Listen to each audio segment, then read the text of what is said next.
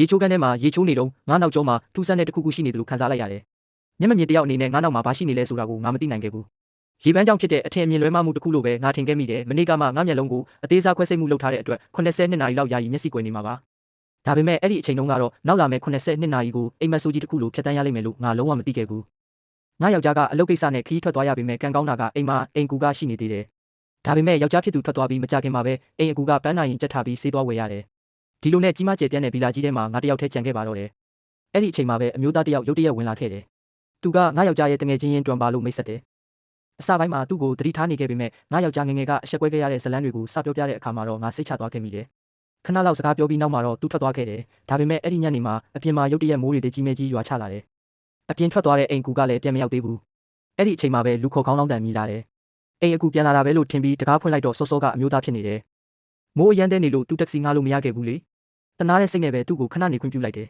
။တကူလုံးဆူရွှဲနေတဲ့တွန်ကတန်ရှင်းတဲ့အဝတ်စားတွေများရှိလာလို့မေးတယ်။အဝတ်လျှော်ခန်းထဲသွားပြီးခုလေးတင်လျှော်ထားတဲ့ငါယောက်ျားရဲ့အဝတ်ဟောင်းတချို့ကိုယူဝတ်ဖို့ငါပြောလိုက်တယ်။ဒါပေမဲ့သူအဝတ်လျှော်ခန်းကိုလုံးဝမသွားခဲ့ဘူးဆိုတာကိုငါမသိခဲ့ဘူး။အဲ့ဒီအစားသူကငါယောက်ျားရဲ့တန်မိုးကြီးဝတ်စုံကိုဝတ်ပြီးငါအိတ်ခန်းထဲကိုပြေးဝင်ကယူသွတ်နေတယ်လို့ခုန်ပေါက်နေခဲ့တာပါ။တိတ်မကြခင်မှာပဲမိုးတိတ်သွားတယ်။တွန်ကငါ့ကိုအနှောက်အယှက်ဖြစ်မှဆိုလို့ဆိုပြီးနှုတ်ဆက်ဖို့ထားလာတယ်။ငါကတော့တကယ်ပဲသူ့ကိုလူကြီးလူကောင်းတယောက်လို့ထင်ခဲ့မိတာ။အဲ့ဒီအချိန်မှာဒီလူကလုံးဝထွက်မသွားခဲ့ဘူးဆိုတာကိုငါနည်းနည်းလေးမှမရိပ်မိခဲ့ဘူး။ငါလဲထပြီးရေချိုးဖို့ရေချိုးခန်းထဲဝင်သွားတယ်။အဲ့ဒီအချိန်လေးကစပြီးငါရဲ့အိမ်မက်ဆိုးကြီးတရားဝင်စတင်ခဲ့ပါတော့တယ်ကျွန်တော်